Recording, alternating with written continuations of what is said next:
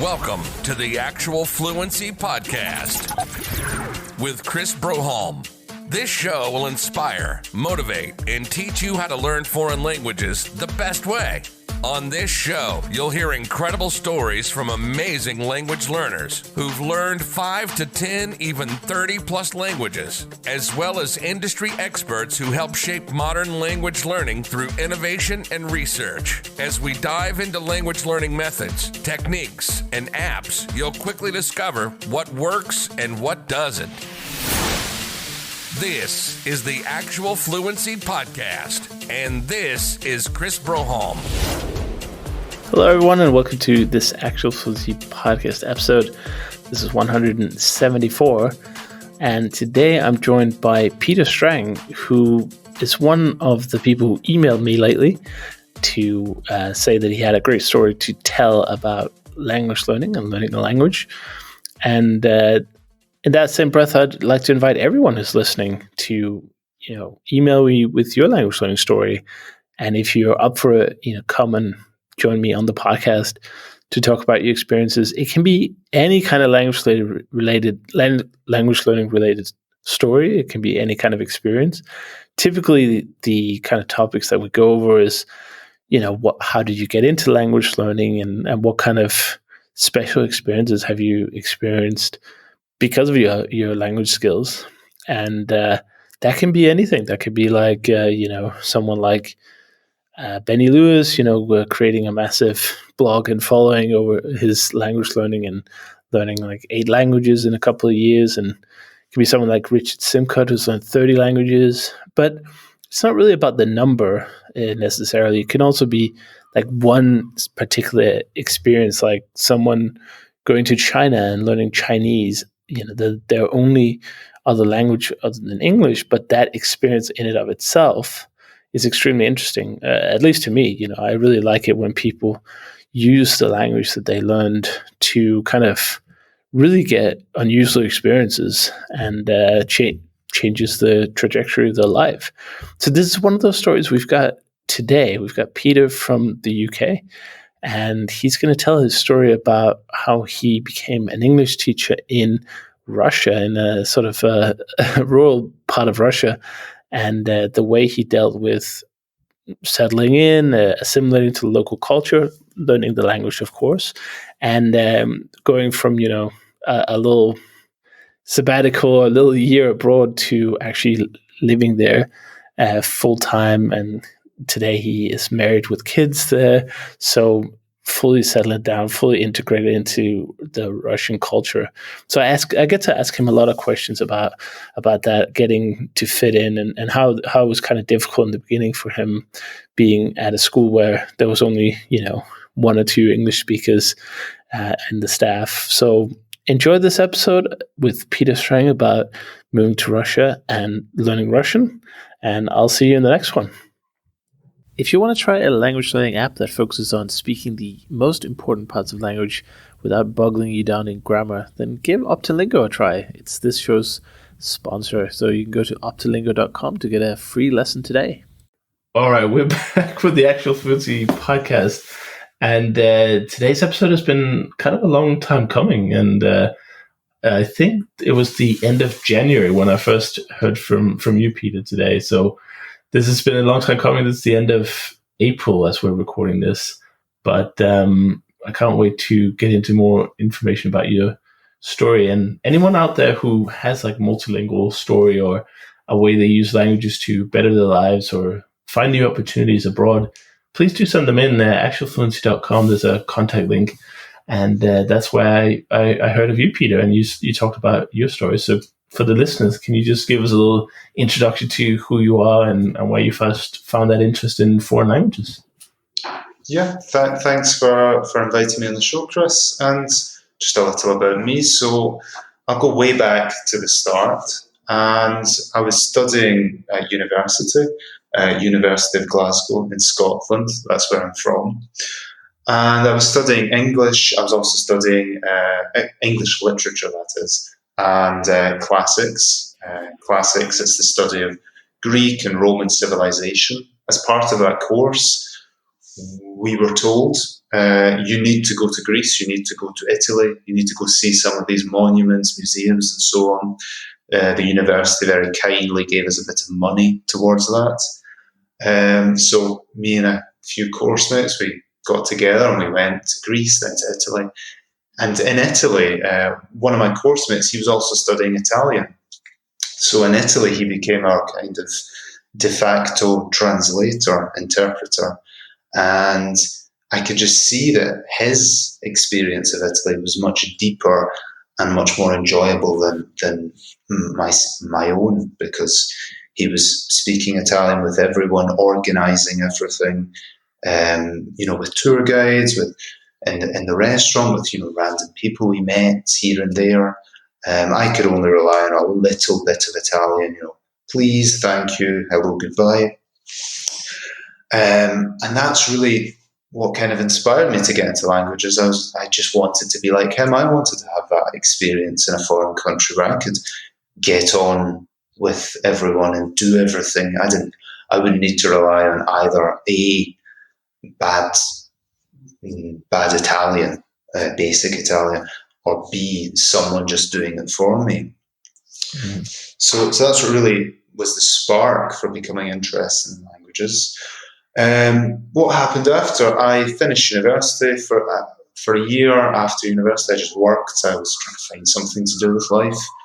And in Scotland, I don't know if this is still about now, but at the time it was, certain postgraduate courses will be funded by the government.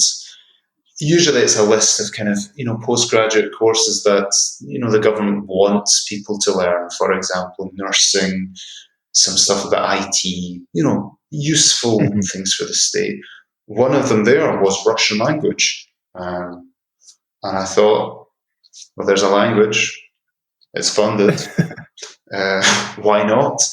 And that's literally it, basically. I wasn't drawn particularly to Russian. I was originally drawn to Italian, but I was drawn to Russian because basically it was on that list of funded postgraduate courses. Did that for a year. After that, that included also a little trip to Russia. After that year, obviously 1 year isn't enough. I decided, okay, I'll go back to Russia. How am I going to do that? I'll teach English in Russia, and got a qualification to teach English. Found some jobs, applied for a few, got one, and after that I've pretty much been in Russia with a few gaps for about 6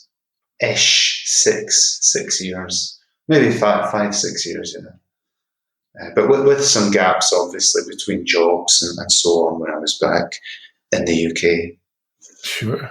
Very nice. I mean, that's talk about a little stroke of randomness deciding your kind of entire future in a way. Yeah. Well, at the time, I didn't. I think I was working in an office in a shop in the UK, and it was just I knew I wanted to go do something more, and I thought, why not? That chance is there. You might as well make your mistakes when you're young. And yeah. Russian so far has not been a mistake, and I went and did it, and I think it was a good decision at the time, and I'm really glad I made it so far.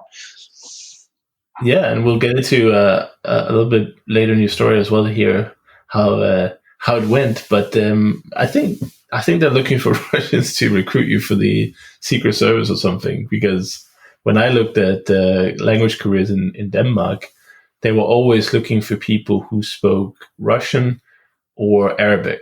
Those were the two, mega in demand. If you had any of these language skills, then you could join, MI, whatever the Danish equivalent is, overnight, or you could become a language officer.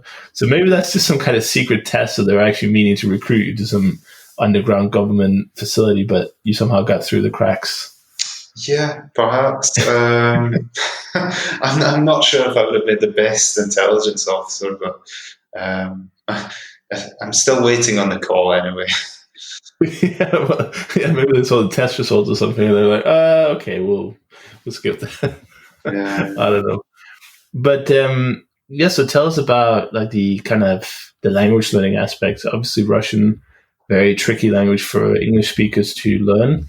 Lots of new kind of, especially grammar. There's a lot of new grammar points, a lot of new inflections, a lot of new cases as well to master. So, in just a year, how did you get along? So initially, it's hard to describe. Like, I went from zero to something in a year. I don't know what that something was. Maybe it was around. I honestly, that year I used to feel very, very arrogant, and I thought I was so good at Russian until I went, and then I was like, okay, well, maybe I was one of the better guys in the class, but that doesn't mean I'm fluent. So I guess I was probably around maybe a pre-intermediate level ish. Yeah, a lot of new things. I was lucky in another way that when I did classics, I studied a bit of Latin. Latin obviously has a case system, so I was used to that idea. And also has, male and masculine, feminine, and neutral nouns. Alphabet, I didn't find that difficult. And I think anyone who wants to learn one of the Cyrillic languages, you can learn the alphabet in maybe a few days in a week. And it's really, it's what, 30-ish characters, and some of them are the same as in English. Pronunciation was probably the most difficult. It's probably still where I have problems, because I feel like I'm saying things correctly, and I'm thinking, oh yeah, I'm fantastic at Russian. Oh, look how I speak. I sound like, someone from one of the movies. And then, my wife or someone I know will say, you don't say it exactly correctly, or you've got this little difference, and then I'll repeat it, I'll say it, I don't hear any difference. But there is, according to the experts. And I think that's the thing. There's some different sounds, particularly, and new sounds for English speakers. Very often it's hard to distinguish what's correct and what's slightly incorrect. Yeah, I think that's why I often, in the past, I used to always skip chapter 1, the pronunciation chapter, whenever I went to a new book or a new course or something. It's like, I'll figure that one out later. But I realized that pronunciation isn't just about how you say things, it's also about how you hear things. And if you put in that effort in the beginning, then you have a better chance. Of course, there'll always be words that we say differently to native speakers, or slightly. You have that unconscious incompetence where you don't even know that you're making the mistake. You can't hear it, can't hear the difference. And I did the same for Russian. I was like getting my tutor to repeat, especially I don't know if this is the same for English native speakers, but for me, the S sounds and the different SH sounds were just blending together as one for me, and I couldn't separate them. Yeah, I might not still be able to separate them. Me too. To be honest, I don't think I even separate them very well. I just came up with this trick that worked for me, and no one ever said that was wrong, but it probably is. Is with the kind of one of the S's, it was like sh, and the other one I just held it a bit longer. I went sh. Yeah, and for me that was right, but I don't know if that is right at all. But I was understood, so it was good enough for me. Yeah, well, I mean, I think that's the definition anyway. I mean, that's they tried the transliteration something like SH for one of them, and then SH for the other one. So you're probably onto something there. But for Danish native speaker, the voiced S is also tricky. We don't have no Danish word has a voiced S, so you'd only hear them in loan words. Mm-hmm. And if a Danish person is saying a loan word to another Danish person, they wouldn't voice the S anyway. So, for instance, where the animals are kept. Okay, yeah. They say something like, I don't know which one's going to come out now because I'm very conscious of it, but I would say something like Sue.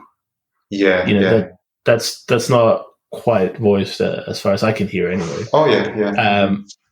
So when you in Russian have multiple S sounds and multiple voice or unvoiced versions, then that's just a nightmare for me anyway. So I totally have that sympathy for you for the pronunciation aspects. And anyone learning Russian, I can only recommend people just, really focus on that. Really get a tutor to give you feedback early on, preferably, so you don't make any bad habits. Yes. I think everyone in all the language books, the pronunciation section is just the most boring part. It's just a series of sounds, and it's always, you always see in them. It's like you have the like A sound, and it's like like father, and sometimes it doesn't always correlate exactly. If you understand what I mean. Oh no, not at all. No, it's like an approximation.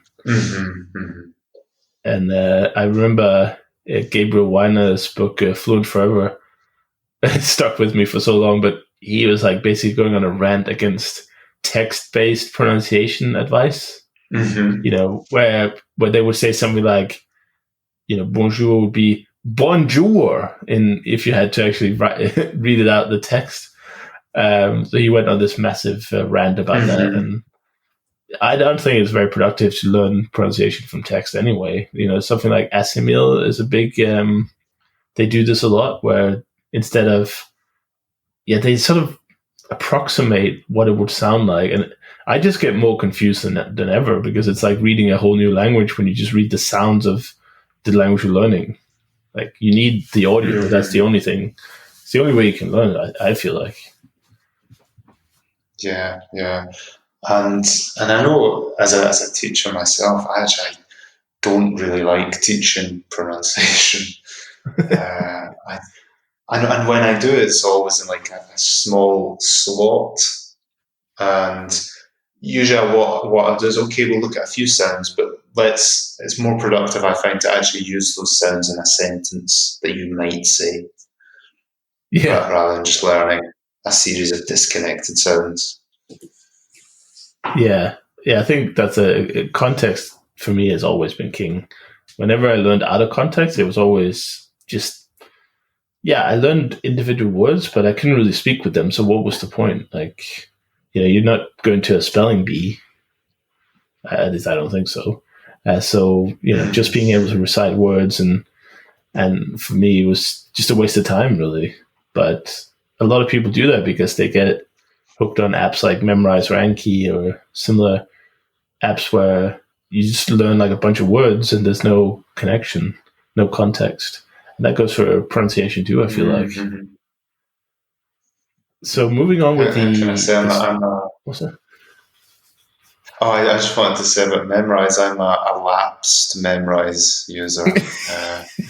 But back when I was learning Russian at the university, Memrise was almost every day. I had a huge streak going. I was doing one course, the top 5,000 Russian words, and to my shame, it's still incomplete. I've still got about a few hundred to learn. And every few months, I'll go back to it. I'm like, right, this is the time. I'm going to water all these words, going to learn all the new ones, and finish this course. And that lasts for about a day or two. But maybe one day. Yeah. Maybe one day. This is the year. I'm the same. I even did an experiment to see how many words I could do on Memrise in Russian in a month. And I feel like the problem is that, and I wrote about this on the blog before, that spaced repetition is amazing, but it can also be you can really sabotage yourself, because if you add 100 words today, then those words are going to be reviewable at the same time tomorrow, or whatever the algorithm says. So basically, the more time you pour into it now, you're basically outsourcing the work to your future self. Yes. So you get that message saying, "Oh, you did well yesterday. Come and review your 2,753 words that you haven't seen in a while." And it's just so overwhelming that I just kind of burned out and I never went back. I think I got to about 1,000 words. And then I just couldn't keep up. It would take me, I think it would take me at least 2 or 3 hours of focused flashcarding to constantly review all the things that I have learned. And that was only about 1,000 cards. Yeah. It's also like, for as good as the website is, and I do think it's quite a good website, I mean, just typing out words is a bit of a chore, a bit of a grind, Yeah. Especially when you get into the hundreds and when you get punished if you make, one slight mistake. Oh, yeah, spelling mistake. Yeah. Try to spell like agricultural in Russian. Yeah, good luck. I mean, this is a nightmare. For some reason, I learned that word now, so I mean, I guess I can use it if I ever write something about agricultural in Russian. But I guess the other problem is that learning individual words, if the language is similar, like let's say an English speaker learning French or Italian or Spanish, the individual words might have a big effect because there aren't that many grammar differences, like you don't inflect the words. But in Russian, I felt like learning the individual words was just, it's almost a waste of time because they never show up in their like book form anyway. Or at least very rarely in their kind of dictionary form. So it's much better to learn. One thing that's interesting about the top 5,000 words course is a lot of words in it. Well, not a lot, but a few. They're like words that refer to the Soviet Union that you would, in modern speech, never use.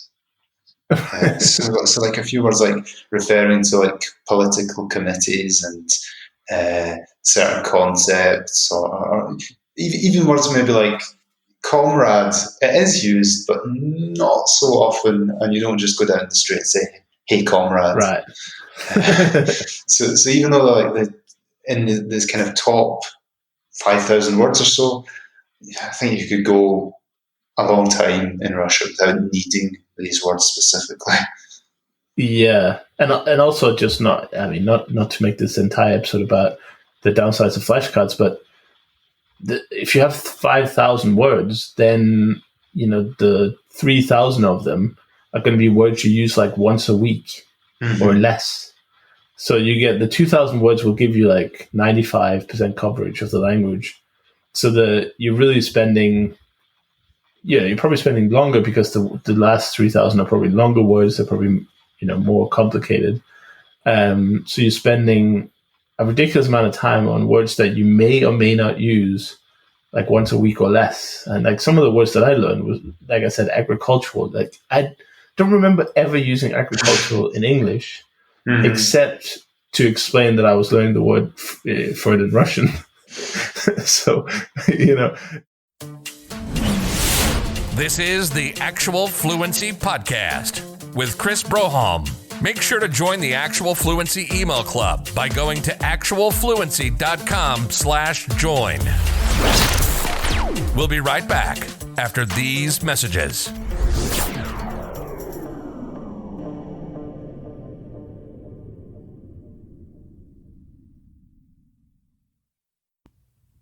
A big shout out to Optilingo for sponsoring this year's Actual Fluency podcast. I'm really grateful for the support that they've shown. It's a new language learning app, and I definitely encourage you guys to check it out. You can learn more than 18 languages, and you can even get a free lesson for each language just to see if the method is something that appeals to you. What I really like about it is that it focuses on speaking a language rather than there's so much focus on in other apps about text and writing and reading, and I think there's not enough focus on listening and speaking.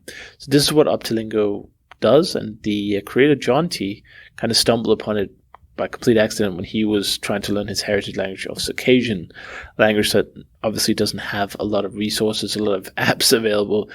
So he developed his own, as so many of the app creators that I've talked to in the language learning world over the years have said, there wasn't anything what I wanted, so I just made it myself. So if you want to try guided immersion, as the method's called, and learn the essentials and most important parts of a language without being held down by grammar or syntax or any other kind of long and boring explanation, then try learning 18 or more languages with Optilingo by going to optilingo.com. And if you do like the free lesson, you can subscribe for just $5 a month. So it's also extremely affordable. So thank you once again, Optilingo, and let's get back to the action. You're listening to the Actual Fluency Podcast. And now, back to Chris.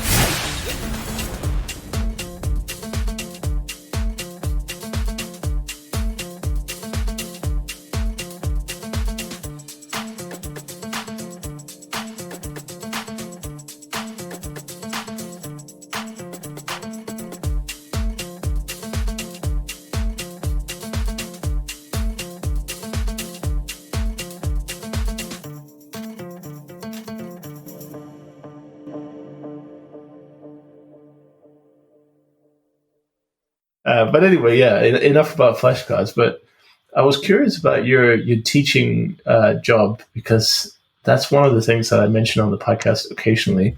Mm-hmm. And I recently wrote a post about teaching online in these quarantine times.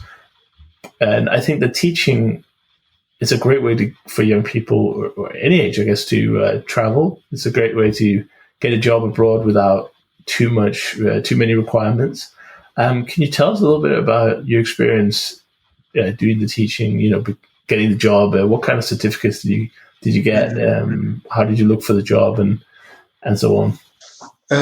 So yeah, a little bit English teaching abroad. I mean, it's quite well known, like the top certificate all employers want and value. It's called like the Cambridge CELTA for teaching English. Mm-hmm. But there are other ones you can get, and I don't have a CELTA. I have it's called like a TEFL course, 120 hours. That includes some of it was online, and some of it was we had to go to like a kind of workshop weekend to practice in front of an assessor. And in terms of like traveling abroad and teaching abroad, I guess the more picky certain schools are, then the higher your qualification should be. So they will only take people with CELTAs or actual teaching qualifications from a university.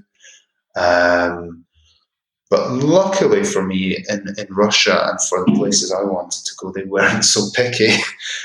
Not to say that's not to say I'm not a qualified teacher, but they didn't demand like the very best.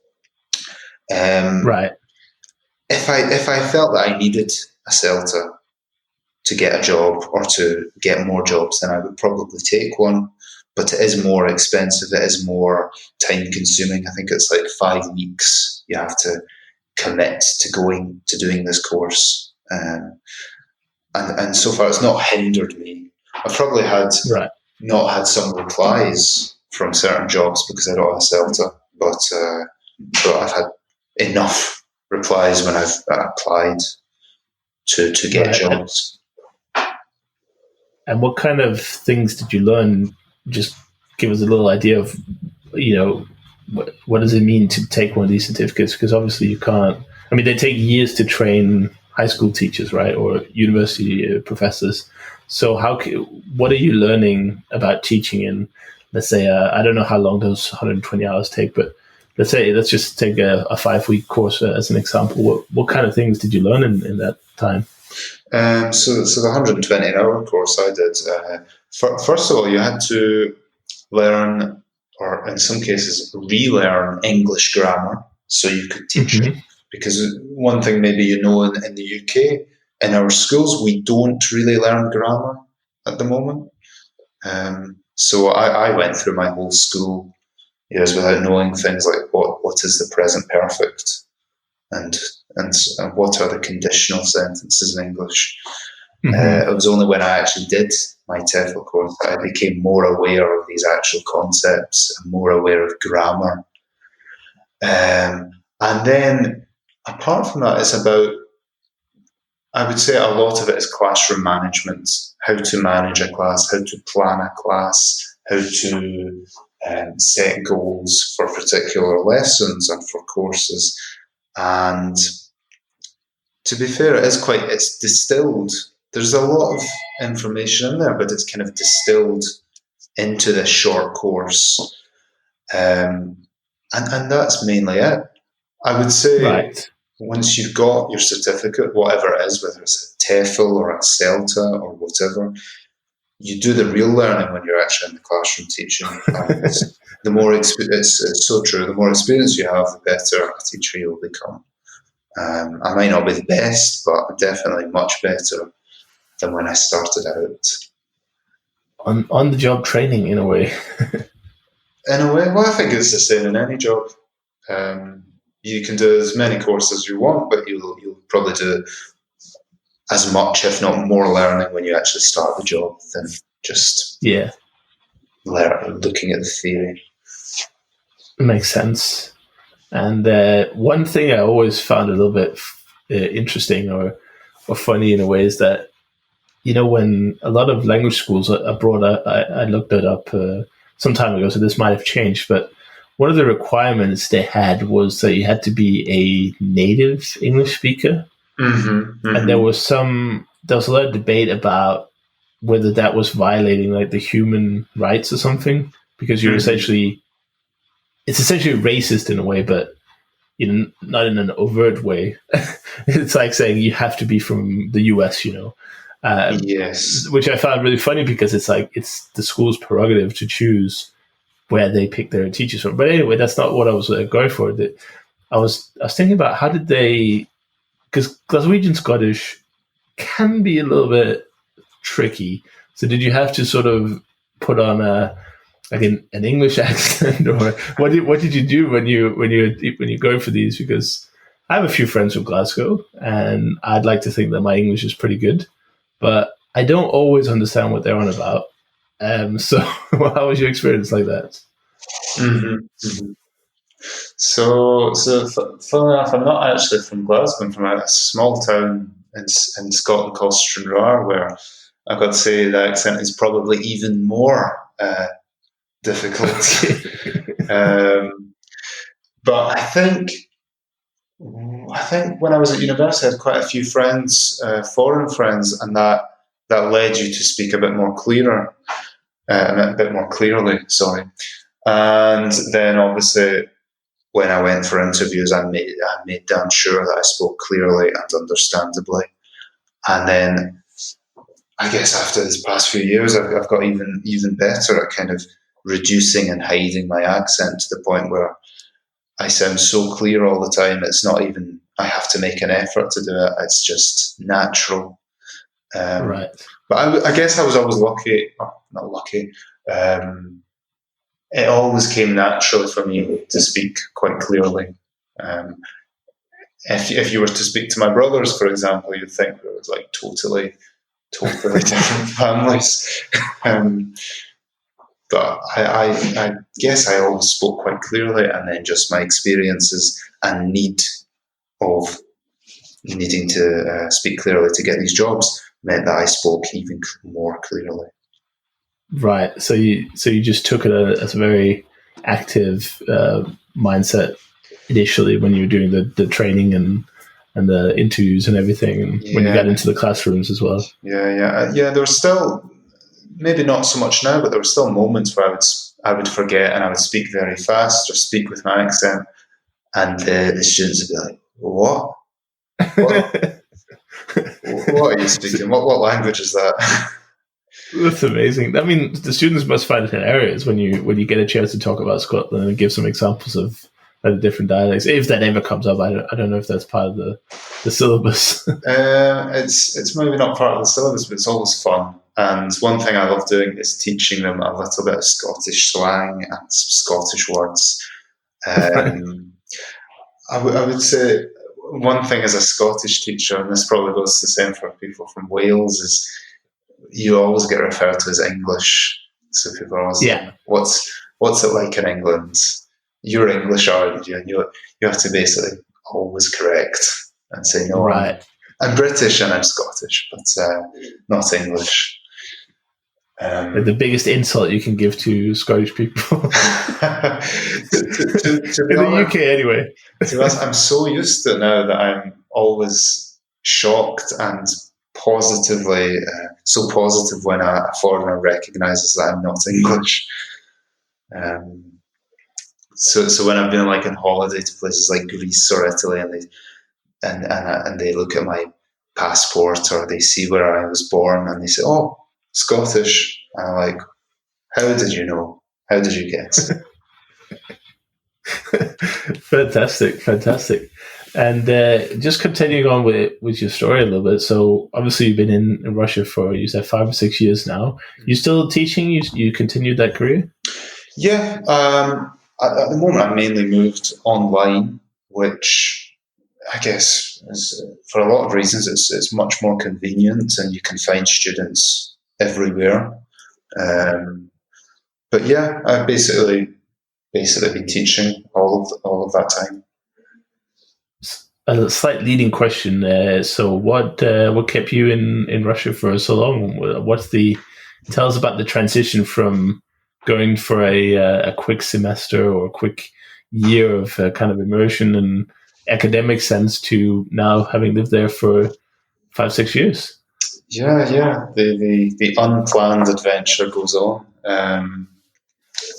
Well, basically, it must have been my third. I guess, about my second or third year in Russia, and I was teaching a town called Volgograd.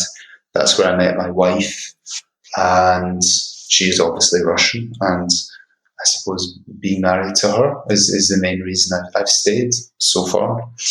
And yeah, I think if we hadn't met, if we hadn't got married, who knows? I don't know if I would have stayed in Russia, if I would have went maybe further afield, or maybe I would have even come back to the UK. It's one of those kind of big turning points in your life when you just sometimes wonder what would have happened. Mm-hmm. Because actually, I remember when I met her in the summer, and usually as a teacher, your contract September to September. And I remember that summer, like I was pretty sure about May and June I was going to leave Volgograd, and I was like, yeah, pretty sure I'm going to leave and I don't know, find somewhere else to teach. But I think I was going to stay in Russia was the plan, and then I just put it off, and then I kind of just bit the bullet and said, no, actually, I'm going to stay one more year in Volgograd because we'd met and we were going out, and it turned out to be a very good decision. Not for nothing. Yeah, absolutely. And that's when the language came in handy, I suppose. But by then you'd been in Russia for, you said, 2 years or so? 3 years? Yeah, about 2.5. About that, yeah. But so how did you feel about your language skills kind of going back from the first year of uni? Obviously, you said you go from nothing to something, and then we have a few years in the country. Did you utilize immersion as everyone's talking about? And did your Russian skyrocket overnight, or what happened when you actually got to Russia? Oh, I wouldn't say it skyrocketed. It's definitely not. But yeah, I got the opportunities for Russian so much, which was great. A lot of these companies where you work, if you're a foreign teacher, they'll have staff who do speak English, which make it great. But for me, they would always, pretty much all of them, with some exceptions, we'd always just speak in Russian. So I was just getting constant practice, which was great.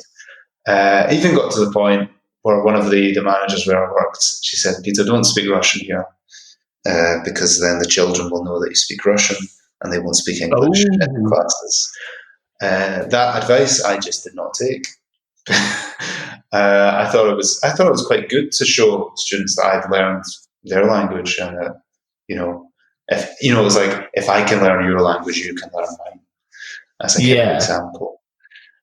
Also, it meant like in classes, you're the kind of this golden rule that is an English language teacher: you never speak the student's language, which is something I don't really agree with, because I think sometimes a quick translation can just save so much time.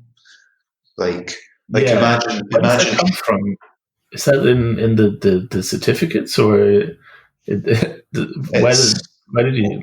All of these courses, and it's just everywhere in the teaching English world that you just it's like this kind of golden rule that I think sometimes needs to be debunked a little. And there's so many examples. Imagine trying to explain in English to a group of learners the word although, or the word however, or even if you go for an easier word like the word entrance. You start pointing at a door and they all shout door, and then you start no, and they start like, oh, is it the wall? Is it door frame? Is it window maybe? Yeah, I agree. I have to agree with you there. Obviously, I have absolutely zero formal teaching practice and or experience, but every time I hear people say the word "you should never" in teaching, I always cringe because that's just limiting you so much. Like you say, imagine going into a Chinese class and spending like 20 minutes trying to get a word understood because it's such a foreign language, in Russian as well. Like, if you turn it around, how would you teach advanced Russian concepts, in Russian class in English when that grammar feature doesn't exist in English? So yeah, I am totally with you on that one. If you can, a quick translation, and that's why I suppose you make a better teacher as well when you improve the kind of the from language as well, because you can relate it always to what they know. I think, I don't think you need to know the foreign language to teach English, but I think it gives me another tool, another weapon in my armory. Because one thing that's really good, a lot of Russian teachers, like Russians who teach English, they will do this because it's really useful. Is you maybe like just write the sentence with a translation and you say, look what's the same in the grammar and look at what's different. And it's really good for some people, like using translations and using their native language. It's much more help. It's more helpful than just using English all the time, even though ultimately that's the goal at the end of it, to just use English.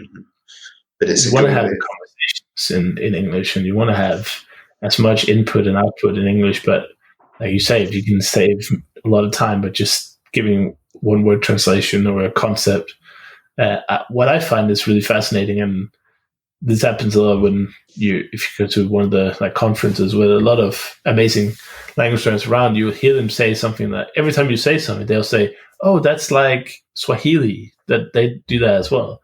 So when you get more languages as well, you also have more reference points to how things work, and you have more cognates to pull from as well. Like in Russian, for instance, there's lots of English words, which surprises a lot of people. But there are obviously also words from even German and other languages, which is funny. So that what I'm saying is, the more you know, really, the easier you can learn new things. Both for the students and the teacher, I suppose. Yeah. One thing that's really interesting about in modern Russian is some of the words they take from English.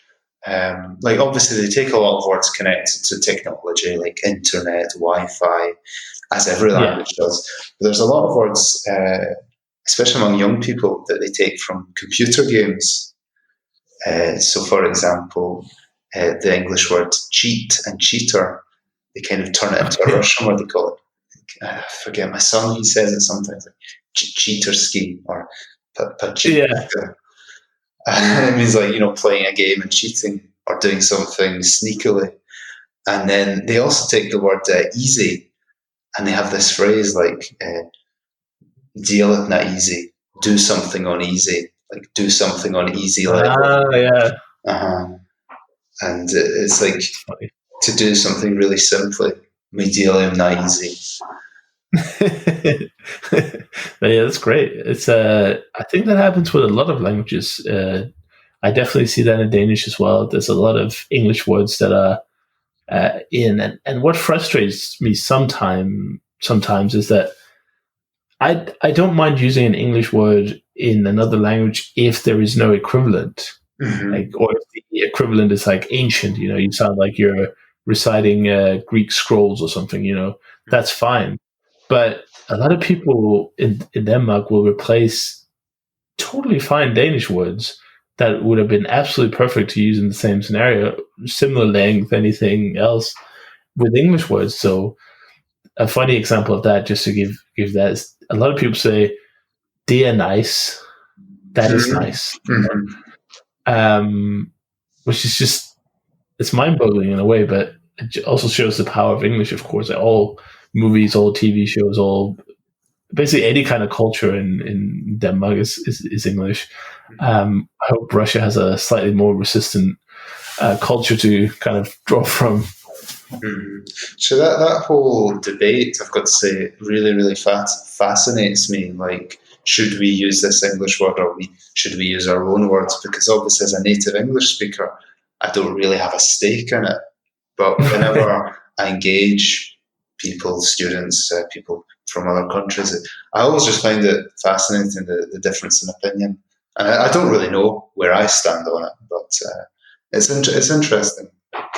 I think it's per, at least for me, it has to be per word or per use or per sentence, because there are definitely cases in Danish where it's just too awkward to say the Danish one.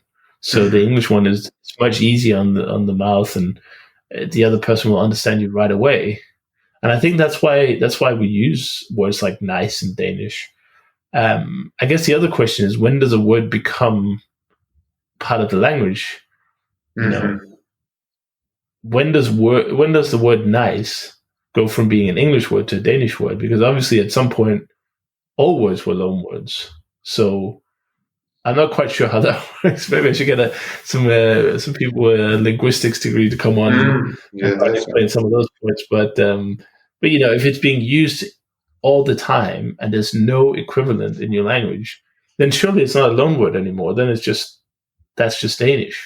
I don't know where I'm going with that, but it's definitely interesting. And I think that if people do want to get out in the world and experience things, then taking one of the degrees, I know in Asia, for instance, you know, we're talking a lot about Russia in this episode, of course. I know Asia is absolutely starving for English teachers. So I've even heard stories of hiring people without certificates, as long as you were born in an English-speaking country. They just need people who speak English. Because they have so many students in need. So if you Google like English teacher China, you could probably get a job with an apartment and pocket money and everything tomorrow. So the opportunities are out there, not just in Russia. They're definitely all over the world. I also heard a lot about Spain. You know, a lot of people there. I always see about China. I think they are becoming more stringent about, like, you must have a degree to work as a teacher. But I've definitely heard stories. That's good. But I do remember, actually, it's weird. Every job I've had in Russia, anyway, you have to obviously satisfy visa requirements, and every time I've been asked for absolutely different documents every time. I think for one of them, I had to get a doctor's, what was it, like a psychological evaluation or something. Oh, really? Something that, I don't know, because it was the only time I needed it. If it was just for the school or if it was actually for an official document. So I was back in the UK at this point. I went along to my doctor and I said, how can I get this psychological evaluation? And he's like, do you need one? I was like, well, no, but yes. And basically he said, well, what I can do is I can write you a letter that says you've never been to a psychologist. And I was like, all right, okay. And he wrote this letter, you know, Peter has never been to a psychologist to my knowledge. Stamp. Other ones, you know, I needed to do some, like, kind of, you know, tests, like for narcotics. Yeah. You know, that was a bit more expected. And then, just these kind of things, you know, like every time it's a totally different set of requirements depending on the school. Yeah, and of course the Russian visa requirements, even for just visiting, are quite strict compared to other, especially the Schengen Agreement, of course, with free movement. But well, actually, let me, if I can just interrupt, maybe share some good news. Maybe you know about it. That's in Kaliningrad region where I live. For most Europeans, you can come on an e-visa very easily. You put your details into some site, you print something, you come to the border, stamp, and you're in. For I think it's 7. That's amazing. It's about time as well. Yeah, and so tourism in Kaliningrad is absolutely growing. They want to do a similar e-visa scheme, I think, for St. Petersburg as well. But with the catch that if you're from the USA, the UK, Canada, you do not qualify for the e-visa scheme for Kaliningrad. You just need to get a normal visa. I think the St. Petersburg one is live as well. I heard about it, or maybe they were just releasing it about a month ago. I heard about it, and why not? What a great opportunity to get more visitors. Because I've been studying Russian for 5 years, and I'm still in the nothing to something bit, but.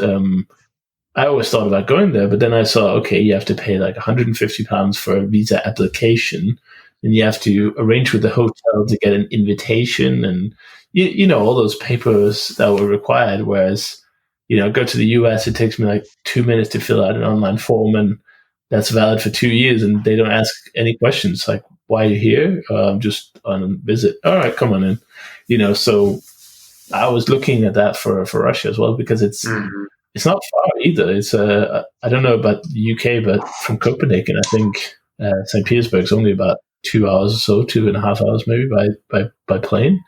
So it's a bit silly to have sort of the language of the country of the language I was learning so close, but yet so far, because it was so complicated to get all that visa stuff together.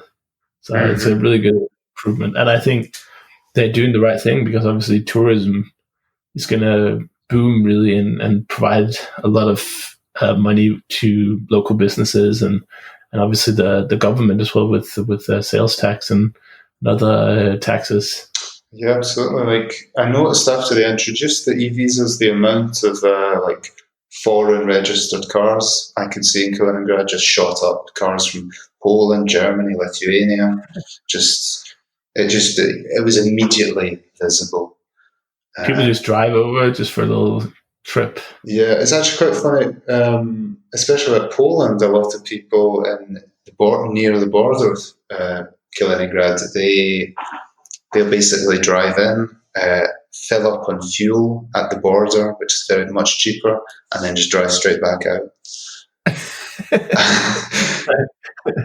That's funny. Yeah. In Denmark and Germany, we have there's a big sugar tax in Denmark. So people go to Germany to buy all their sweets and cakes and whatnot, and sugary drinks as well. So, really?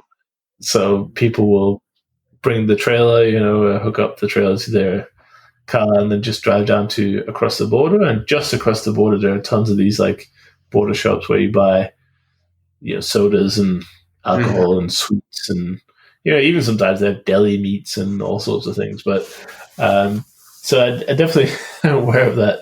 And as far as I know, it continues all the way up through Scandinavia. So all the way up to Norway, it's extremely expensive, and they have a monopoly on alcohol, the state-run monopoly, which is the same in Sweden, but it's slightly better in Sweden. So Norwegians will just drive down to Sweden.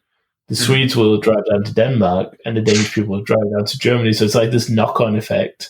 And I wonder where the Germans are driving. Maybe they're going to Poland or Austria. I don't know.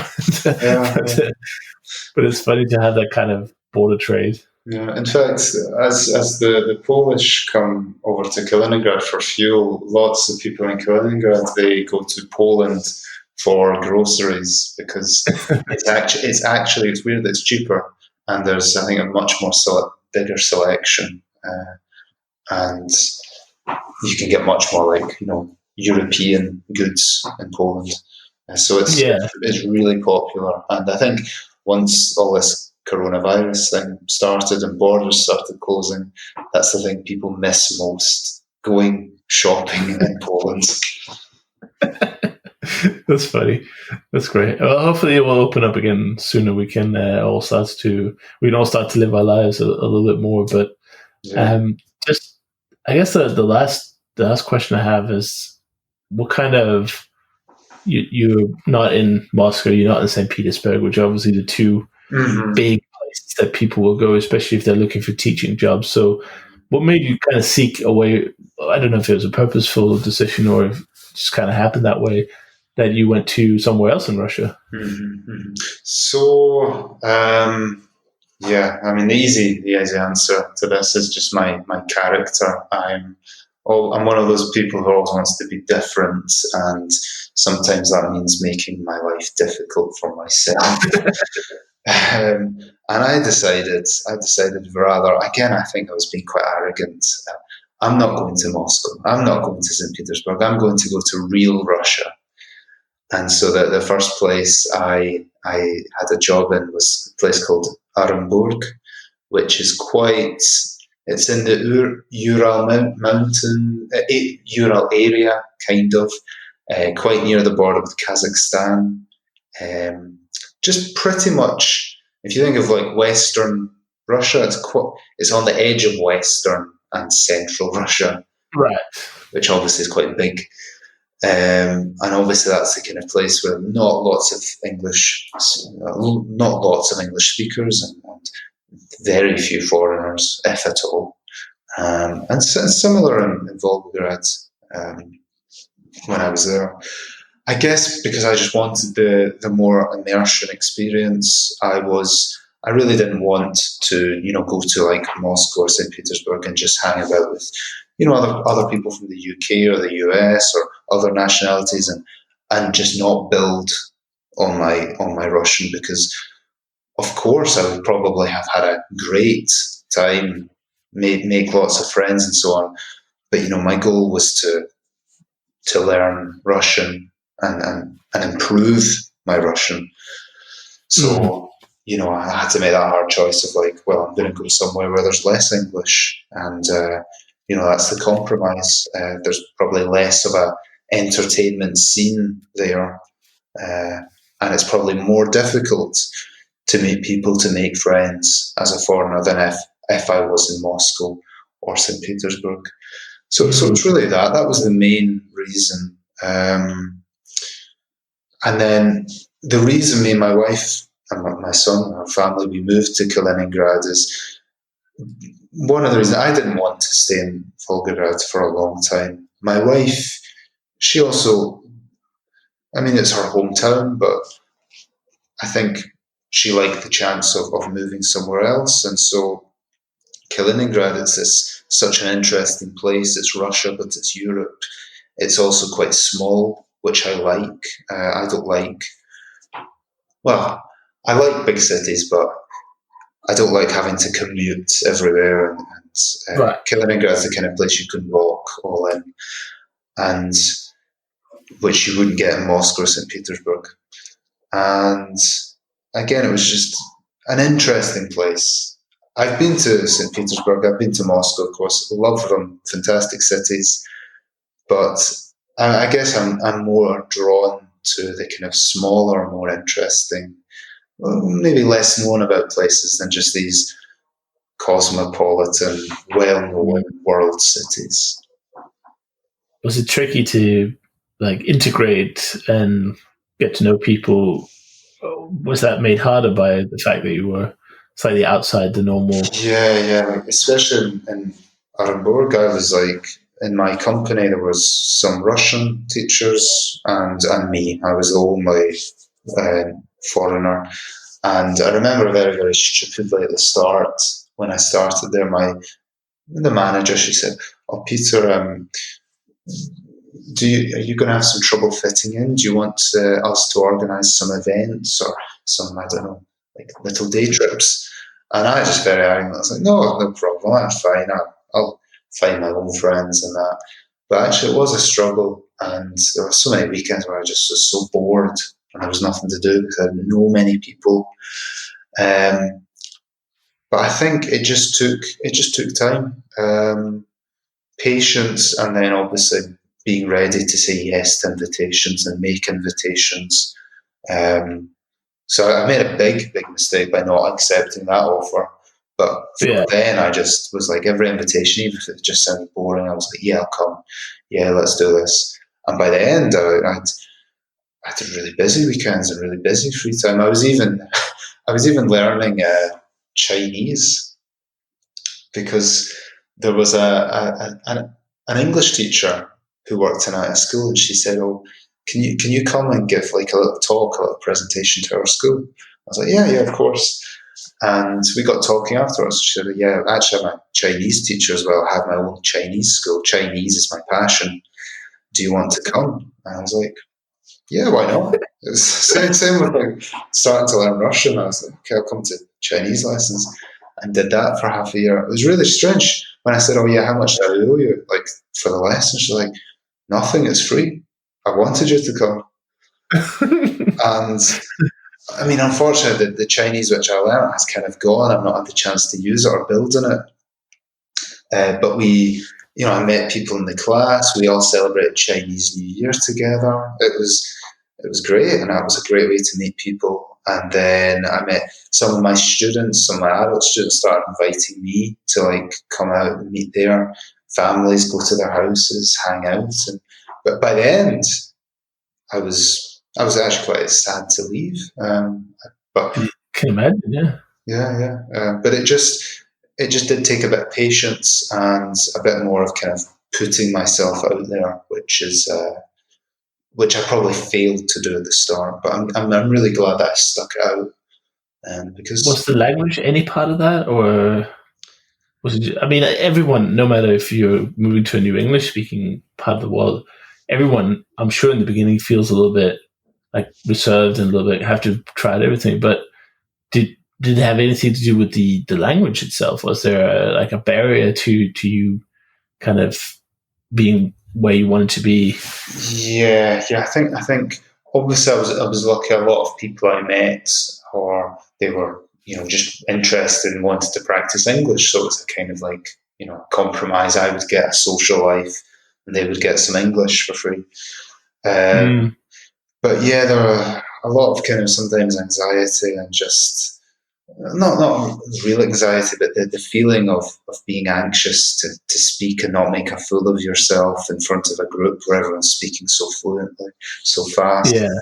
I remember sometimes, I don't really get this now, but maybe occasionally, if I would go into a shop and I realised I needed to ask a question like, "Do you have this in this colour?" or "Do you stock this?" I would just be like, get so embarrassed in my head. I was just like, I'll just leave it. I'll just walk out and go home. Even though I want this, I'm like, no, I'm not going to suffer the social awkwardness. Right. Well, we all have that, I'm sure. Yeah. But yeah, it was kind of, I would say that the biggest thing was patience, because even like being in a big group and everyone's talking away in Russian and you're like, this is great, this is useful, but I'm really struggling to understand, and even I don't even know when to speak. I thought sometimes it was just, okay, I'll just write this out, and then I've got to find a way to involve myself. And sometimes I would just say, can you repeat? Or I would get whoever I was with to maybe translate for me a little. But yeah, the key word was patience. Patience with building that social life, and then patience like being part of it, and accepting that a lot of stuff was just going to go over my head. One of I think actually my favorite movie of all time is Yes Man with Jim Carrey. Mm-hmm. I don't know if it's a remake actually, but that's the first one I saw anyway. And it sounds like at some point you were living your life a little bit like that, and I find that absolutely fantastic. That's what I try to do as well. One of my life philosophies is, if I'm invited to something, then unless there's a really good reason not to go, like coronavirus qualifies, then I'll do it. And I think sometimes the crazier the idea, the more I'm attracted to it in a way. Where I remember spending a week in a cabin in rural Pennsylvania learning Esperanto, a language that I didn't really want to learn or had no need for, but having a great time nonetheless. So I definitely am on that kind of philosophy as well about just say yes and of course patience. Yeah, it's everything. And in language learning, I find that the progress is really hard to measure on a daily basis or a weekly or monthly basis. But one day you just realize, you know what, that is new. Now I understand that, and you don't quite understand where it came from, but it just comes to you. Like we were talking about the flashcards earlier. I would do like 1,000 flashcards in a month, and then I didn't do them again at all. But then, like 2 months later, my tutor in a lesson asked me a question, and one of the words just popped into my head. So it's like I can't explain why. There's no like logical, scale of this is how you're going to improve in language X, plotted for time and level. No. It's just it happens when it happens, and I think not being frustrated, especially in the beginning. I think that goes for going to a country and even learning a language. Yeah. Just going with it, you will get amazing results. So, if I could just add something about the flashcards, we did kind of trash them a little, but I remember when I was using them quite regularly, then in real life I would come across these words, and I would like say to myself, how do I know this strange word? Yeah. And I was like, oh, well, the flashcards are doing something. Yeah, they definitely work. Definitely. It's just a little boring, and it's out of context. That's the biggest problem. Well, typically, I mean, you can make sentence-based flashcards, and a lot of people do the one where there's like a word missing or something. So in that sense, you can make them a little bit more clever, but then the amount of effort and learning also, time required goes up quite a lot when you have to learn a full sentence rather than just individual words. But yeah, they absolutely work. I saw it as like the Matrix, when Neo downloads Kung Fu. That's how I feel about flashcards. You're just downloading a language, but can you keep doing it because it's mind-numbingly boring?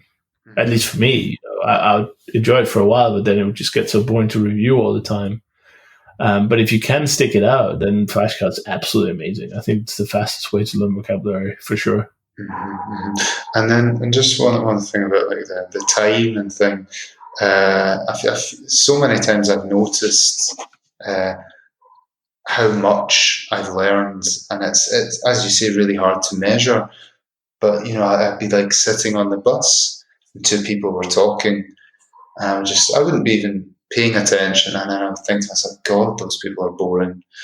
And then I realize I can actually understand everything they're talking about, and even though it's absolutely boring, I'm not interested. Wow, I can actually listen, and understand, and turns out all these people weren't so interesting, but now I know for sure. Yeah, it's just having the patience to not give up when you didn't understand anything. So that's the hard bit. But anyway, Peter, thank you so much for coming on the show, and also reaching out and offering to come on. And if anyone else wants to come on the Actual Fluency podcast and tell your story, then go to actualfluency.com and /contact. Thank you very much for having me, and I reiterate your request because I love hearing people's stories. I think they're so interesting, and just picking up little things. And I will be waiting for these stories too, not just you. I mean, that's exactly what the podcast is for, is to show experiences. And I think maybe it's because of the languages, I don't know, but I feel like the people on the podcast definitely have slightly unusual stories compared to the average. It's not often you hear about people just taking a course because it was there and suddenly finding themselves 5 years in Russia. And I've had guests on who traveled to 60 countries before they were 25. And so anything goes with that. Some people might be sitting out there saying, oh, but my story is not interesting. I don't speak 10 languages like Benny or any of the other big polyglots, and so I don't really have anything to contribute. But I don't think that makes a difference. I think one language, one experience, or one trip even sometimes can definitely fill a podcast of several hours. So don't hold back. The worst I can say is, I can't come up with an angle for this topic or this story. Can you help me sort of conceptualize it? With Peter, you sent a very descriptive, a few ideas what we could talk about. So that was very easy for me to use. So don't hold back is what I'm trying to say. Just email me and then we'll figure it out. And if you really are the most boring person in the world, which I really doubt, then we'll figure some other way of collaborating, but I doubt it. I mean, it's a cliche that language learning is an adventure, but it's true. Yeah, I mean, look at your life. Would you ever imagine that when you're back in Scotland, that you're going to be living in Kaliningrad, teaching? I think everyone owes a debt to the Scottish government and that list of courses. Yeah, absolutely. I mean, you've changed a lot of lives in Russia. You've taught a lot of people English, which is obviously a huge benefit these days and almost essential, I guess, to actually know English. So. Yeah, definitely. But they unleashed me on the world, you might say. Absolutely. Well, thank you so much, Peter. And thank you too. A big thanks to Optilingo for sponsoring this week's episode. You can practice speaking a language by using Optilingo's guided immersion method on iOS or Android by going to optilingo.com. That's optilingo.com. Thanks for listening to the Actual Fluency Podcast with Chris Broholm. To get more language learning tips, strategies, and inspiration, join the Actual Fluency email club by going to actualfluency.com/join. We hope you enjoyed the show and hope you've gotten some useful information. Till next time, this is the Actual Fluency Podcast, signing off.